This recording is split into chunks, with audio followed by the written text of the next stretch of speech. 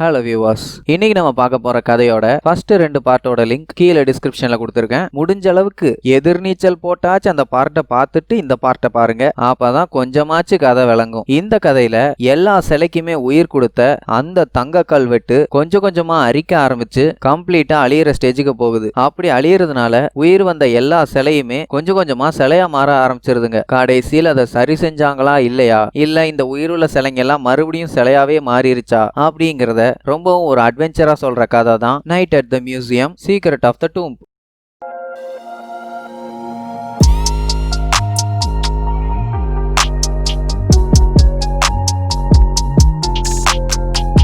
Open பண்ணா Egypt 1938ல 3 பிரமிட முண்டி அடிச்சுட்டு காமிக்கிறாங்க. அப்ப எல்லாம் சின்சியரா வேலை பார்த்துட்டு இருக்கும்போது ஒரு ஆளு இன்னும் கொஞ்ச நேரத்துல இந்த இடத்துல மணல் புயல் வரப்போகுது, சோ நம்ம சீக்கிரம் கிளம்புறது நல்லதுன்னு ஒருத்தங்கிட்ட சொல்லிட்டு வருவான். அவன் இங்க பக்கத்துலதான் மம்மிஸ் இருக்குன்னு என்னால ஃபீல் பண்ண முடியுது, 2 மாசமா தேடிட்டு இருக்கோம், என்னால நிறுத்த முடியாதுன்னு சொல்லுவான். இவங்க இவ்வளவு சீரியஸா பேசிட்டு இருக்கும்போது திடீர்னு ஒரு சின்ன பையன் வந்து ஆப்பான்னு அவங்கிட்ட பேசுறான். நீ ஒழுங்கு மரியாதையா ட்ரக்குக்கு போ, நான் வர்றேன்னு ஸ்ட்ரிக்டா சொல்லிடுவான். ஆட போங்க. ஏன்னா அந்த சின்ன பையன் பாலைவனத்துல நடந்து போயிட்டு இருக்கும்போது அவன் போற இடம் உடஞ்சு ஒரு குழிக்குள்ள போய் விழுவான். என்னடா நாங்க லைட் அடிச்சு செக் பண்ணி பார்த்தா 3 மம்மிஸ் படுத்து தூங்கிட்டு இருக்கும், அங்கதான் அந்த ஆக்மெண்ட்ரா கல்வெட்டு இருக்கும். உடனே இதை அவங்க அப்பா பார்த்து வாவ் சூப்பரா கண்டுபிடிச்சிட்டேன்னு ரொம்ப சந்தோஷப்படுவாங்க. அப்போ ஒரு கிழமை வந்து அந்த சின்ன பையனை அமுக்கி பிடிச்சு என்ன வெங்காயத்துக்கிட்ட கண்டுபிடிச்ச அப்படின்னு கிளின்னு கிழிச்சிட்டு முடிவு வந்துருச்சுன்னு புலம்பிக்கிட்டே இருப்பான் அந்த கிளதாடி. அதுக்கப்புறம் அந்த கல்லை ஒரு பாக்ஸ்குள்ள வச்சு மூடி எடுத்துட்டு போயிருவாங்க. அடுத்த சீன் ஹீரோவை காட்டுறாங்க. நேச்சுரல் ஹிஸ்டரி மியூசியத்துல சாக்ககாவியாவை பிஏ மாதிரி வச்சுக்கிட்டு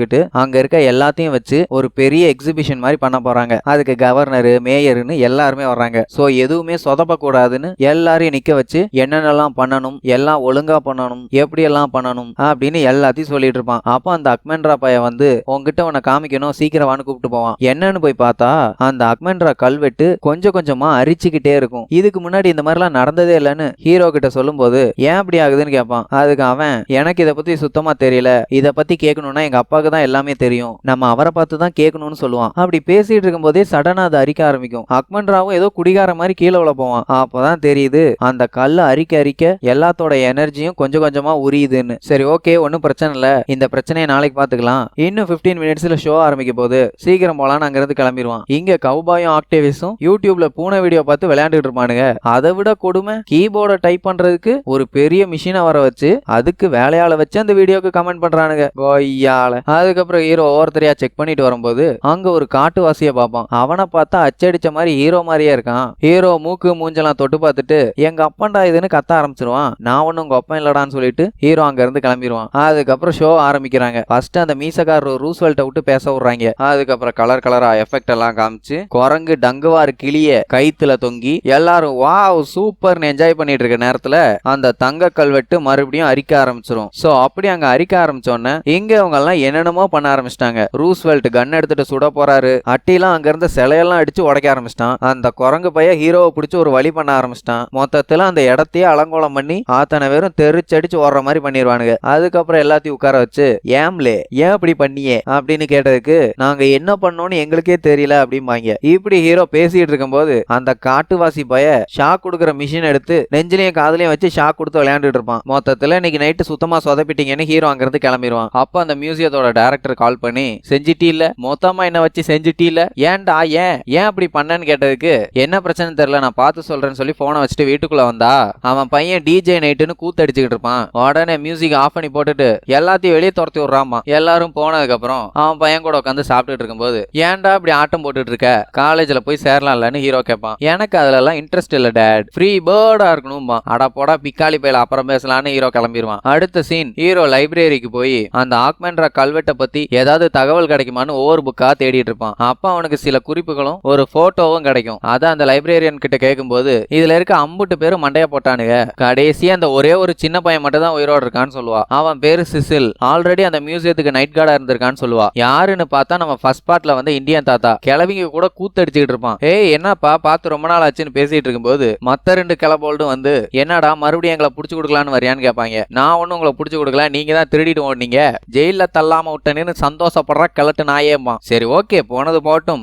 என்ன விஷயம்னு இந்தியன் தாத்தா கேட்பான். அப்போ ஹீரோ அந்த தங்க கல்வெட்டு கொஞ்சம் கொஞ்சமா அரிக்க ஆரம்பிச்சிருச்சு, எல்லாரும் சில நேரம் ஒவ்வொரு மாதிரி நடந்துக்கிறாங்க, என்ன பிரச்சனைன்னு கேட்கும்போது அப்பதான் அந்த கிளப்பைய சொல்லுவான், நாங்க அந்த அக்மெண்ட்ரா தங்க கல்வெட்டு எடுக்கும் போதே அங்க இருந்த கிளப்பைய முடிவு வந்துருச்சுன்னு புலம்புனா. அது ஆக்மெண்ட்ராவோட கல்வெட்டோட முடிவு தானான்னு இந்தியன் தாத்தா சொல்லுவான். அதை பத்தி நீ தெரிஞ்சுக்கணும்னா ஆக்மெண்ட்ராவோட அப்பா மம்மியை தான் நீ பார்க்கணும், அந்த மம்மி இப்ப இங்கிலாந்துல இருக்குன்னு சொல்லுவான். அது இன்னும் ஈஜிப்துல இல்லையான்னு கேட்டதுக்கு இல்ல, அதை ஒரு இங்கிலாந்து பிரிட்டிஷ் மியூசியத்துல கொண்டு போய் வச்சிட்டாங்க, நீ அங்க போய் அவரை பார்த்தா தான் சரி பண்ண முடியும்னு சொல்லிடுவான். உடனே ஹீரோ அந்த கல்வெட்டு எடுத்துட்டு போறதுக்காக அந்த மியூசியத்தோட டைரக்டர்கிட்ட வந்து பெர்மிஷன் கேட்டா, டே மாங்கா மண்டையா, நீங்க அன்னைக்கு ஷோல பண்ண வேலையில எனக்கு வேலையே இல்லைன்னு சொல்லிட்டாங்கடா கொய்யால அப்படின்னு கத்திட்டு இருப்பான். அதுக்கப்புறம் ஹீரோ என்னென்னமோ சொல்லி கன்வின்ஸ் பண்ண பார்ப்பான், ஆனா அவன் கோவத்துல ஒத்துக்க மாட்டான். அதுக்கப்புறம் தான் அந்த கல்லோட மேஜிக் எல்லாம் சொல்லி அவனை கன்வின்ஸ் பண்ணிடுவான். உங்களுக்கு வேலை போச்சுன்னு நமக்கு தெரியும், ஆனா பிரிட்டிஷ் மியூசியத்துக்கு தெரியாதுல்ல அப்படின்னு பேச சொல்லுவான். அவனும் அதே மாதிரி பேசி எப்படியோ பர்மிஷன் வாங்கினதுக்கு அப்புறம் ஹீரோவும் அவன் பையனும் நேரம் இங்கிலாந்து போயிடுறாங்க. அங்க நைட் ஆகுற வரைக்கும் வெளியே சுத்திட்டு இருப்பாங்க,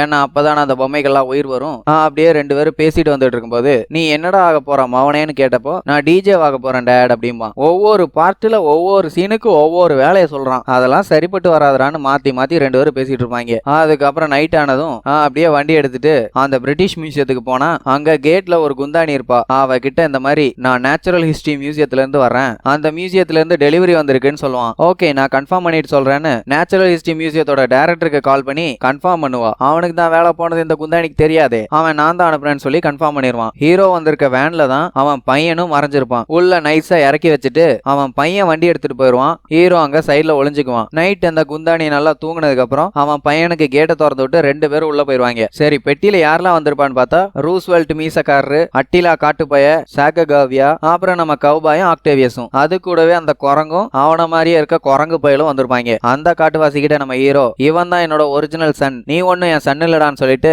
அவனை கூட்டிட்டு போய் கதவை அமுக்கி பிடிச்சிக்கன்னு கஷ்டப்பட்டு நிக்க வச்சுட்டு இவங்க எல்லாம் உள்ள போவாங்க. அப்போ அங்க கை உடஞ்ச கால் உடஞ்ச ஏன் தலை உடஞ்ச சிலைங்க கூட உயிரோட சுத்திட்டு இருக்கும். அதையெல்லாம் பார்த்து அப்படியே வந்துட்டு இருக்கும்போது அந்த மியூசியத்துல அந்த டைனோசர் மாதிரியே இங்க ஒரு டைனோசர் இருக்கும். எல்லாரும் பார்த்து ஜெர்க்கடிப்பாங்க. ஆனா ஹீரோ இதெல்லாம் நம்மளுக்கு சப்ப மேட்ரு, நான் பாத்துக்கிறேன் அப்படின்னு தில்லா முன்னாடி போய் நின்னுட்டு அந்த டைனோசருக்கு எலும்பு தூக்கி போட்டா ஓடி போய் எடுத்துட்டு வரும்ல, அதே மாதிரி இதுக்கும் போட்டா ஓடி போய் எடுத்துட்டு வரும், தூக்கி வீசுவான். அதை கரெக்டா கேட்ச் பண்ணி நொறுக்கி போட்டுரும். நொறுக்குனது மட்டும் இல்லாம வாய பொழந்துக்கிட்டு ஒரு சவுண்ட் விடும். ஆஹா இன்னைக்கு செத்தம்டான்னு சொல்லி 50 பேரும் தெரிச்சடிச்சு ஓடுவானுங்க. சரி உள்ள போய் கதவு மூடிட்டா வராதுன்னு கதவு முன்னா அதையும் உடச்சுக்கிட்டு உள்ள வந்துரும். ஹீரோ கட்டையெல்லாம் வச்சு அடிச்சு சண்டை கட்டுவான். ஆனா அது போட்டு நையின்னு நக்க ஆரம்பிச்சிடும். அப்போ அங்க இருந்த ஒரு இரும்பு மனுஷன் அந்த டைனோசரை போட்டு வெளுன்னு வெளுத்து கட்டிட்டு இருப்பான். பாஞ்சடிப்பான், பறந்தடிப்பான், இழுத்தடிப்பான், அப்படி கண்டமேனிக்கு அடிச்சு அந்த டைனோசரை அங்க இருந்து ஓட விட்டுருவான். அதுக்கப்புறம் அவன் பேரு லான்ஸ்னு இன்ட்ரோடியூஸ் ஆகி ஹீரோவை கொஞ்ச நேரம் மொக்க பண்ணிட்டு நான் ஹோலி கிரேல கண்டுபிடிச்சு கேம்லாட் கோட்டைக்கு போய் கிங் ஆர்த்தரையும் குயின் குயினிவர்ட்டையும் இன்ஃபார்ம் பண்ணுன்னு சொல்லுவான். ஓகே ஆல் தி பெஸ்ட், நல்லா பண்ணுங்கன்னு ஹீரோ சொல்லிட்டு கிளம்பும்போது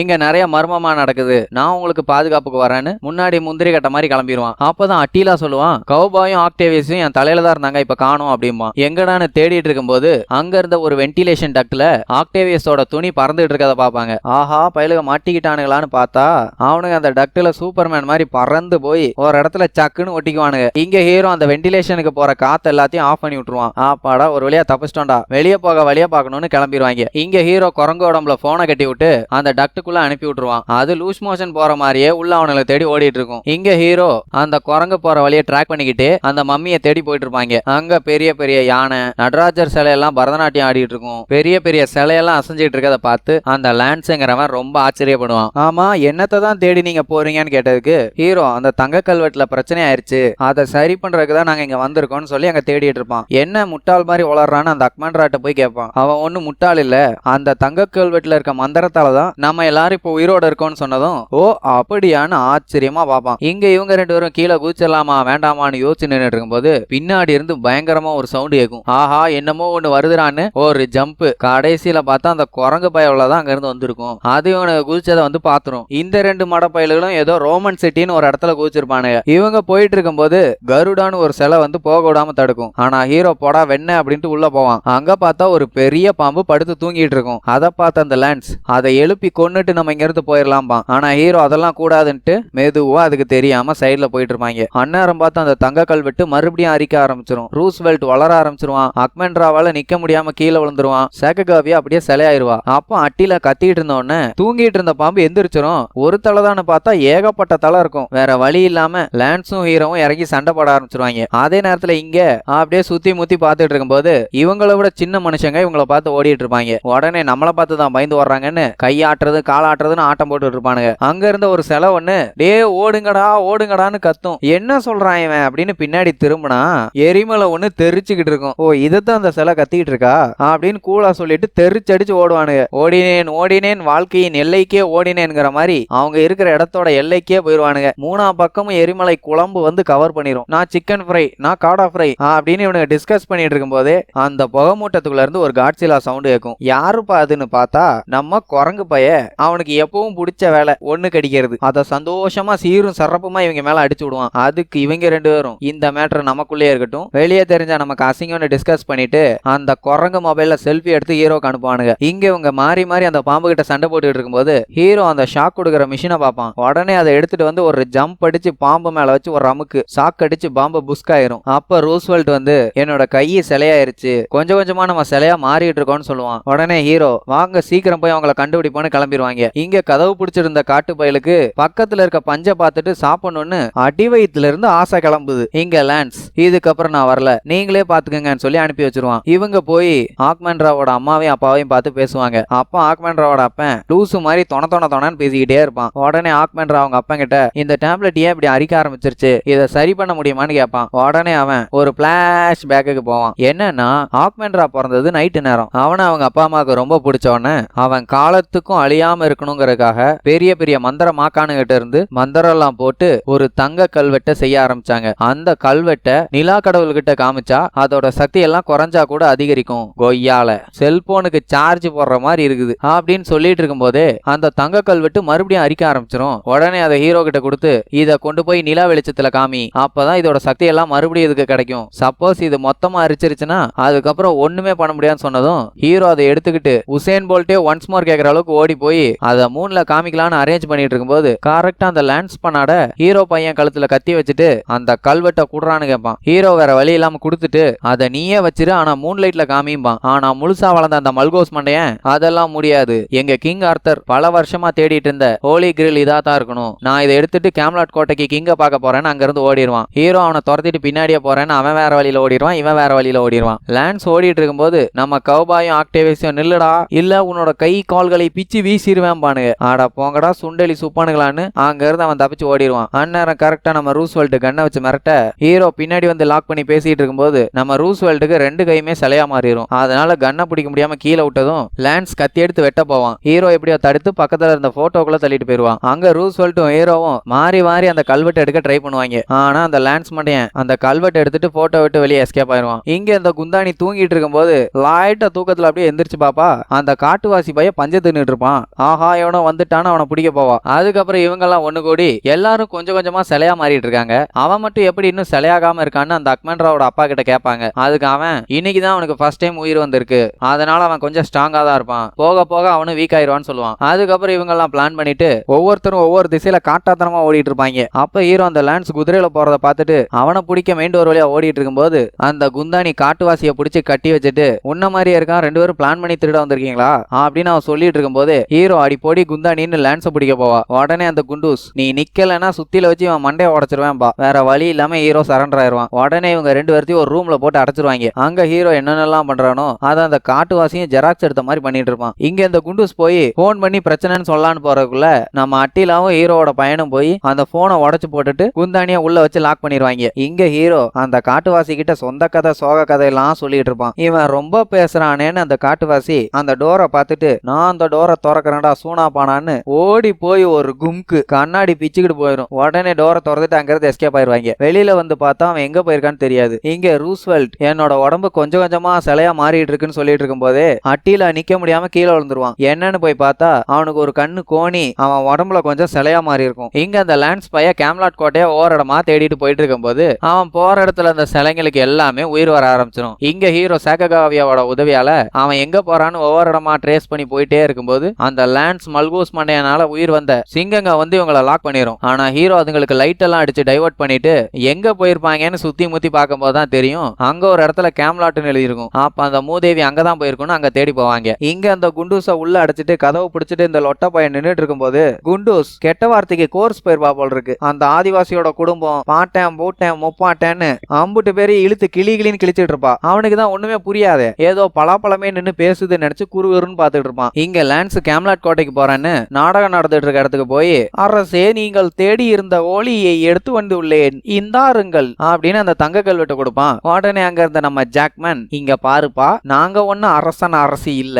என்ன பாரு ரேசன் அரிசி மாதிரி இருக்கும், அவளை பாரு புழுங்கல் அரிசி மாதிரி இருக்கும், நாங்க 2 பேரும் நடிச்சுட்டு இருக்கோம், இங்க நடக்கிறது எதுவுமே ஒரிஜினலடா பேப்பையில அப்படிம்பா. இதெல்லாம் கேட்ட லான்ஸ், அப்ப இது எதுவுமே உண்மை இல்லையான்னு கோவத்துல அங்க இருக்கிற பொருள் எல்லாம் உடச்சு தள்ளிட்டு இருப்பான். அதே நேரத்துல இந்த கும்பல் பஸ்ல பதுமானமா வந்துட்டு இருப்பாங்க. இங்க அதெல்லாம் டூப்ளிகேட்னு தெரிஞ்ச லான்ஸ் அங்க இருந்த தீப்பந்தத்தை எடுத்துட்டு பேக் டோர் வழியா கண்ணா பின்னான்னு ஓட ஆரம்பிச்சிருவான். கரெக்டா அந்நேரம் ஹீரோவோட குரூப் உள்ள வந்து லான்ஸை ஃபாலோ பண்ணிட்டு பின்னாடியே வருவாங்க. அந்த கிறுக்கு பைய மொட்டை மாடியில போய் நின்னுட்டு பக்கத்துல வந்த சூட்டுருவேன் அப்படிமா. அவன் மூஞ்ச பார்த்தா மூக்கு ஒழுக ஆரம்பிச்சிருக்கும். ஏன்னா அந்த தங்க கல்வெட்டோட பவர் கொஞ்சம் கொஞ்சமா குறைய ஆரம்பிச்சிருச்சு. ஹீரோ எவ்வளவோ கெஞ்சுவான், அந்த நடுவுல இருக்க கல்லை மட்டும் ஸ்ட்ரெயிட் பண்றா எல்லாமே சரியாயிரும்னு. ஆனா அந்த கிறுக்கு பைய முடியாது, பக்கத்துல வந்தனா வெட்டி போடுவேன் குத்தி போடுவேன்னு மிரட்டிட்டு இருப்பான். இங்க பார்த்தா அட்டிலா மொத்தமா சிலையாகி பொத்துன்னு கீழே விழுவான். மீசக்காரரும் மொத்தமா சிலையாயிருவாரு. கடைசியில அந்த குரங்கு சுருங்கி மொத்தமா சிலையாயிரும். இத பார்த்த லான்ஸ், நான் தப்பு பண்ணிட்டேன்னு அந்த தங்க கல்வெட்டை ஹீரோ கிட்ட கொடுப்பான். நடுவுல இருக்க பீஸை திருப்பினதும் அந்த நிலா வெளிச்சத்துல இருந்து பவர் எடுத்து அப்படியே 100 வாட்ஸ் பல்ப் மாதிரி எரிய ஆரம்பிக்கும். உடனே இவங்க எல்லாம் சிலையில இருந்து மனுஷங்களா மாறிடுவாங்க. வாவ், நம்ம சாதிச்சிட்டோம்யான்னு எல்லாரும் கட்டி பிடிச்சி உருண்டுக்குவாங்க. இங்க நம்ம லான்ஸ் மூக்க ஓட்ட வச்சுட்டு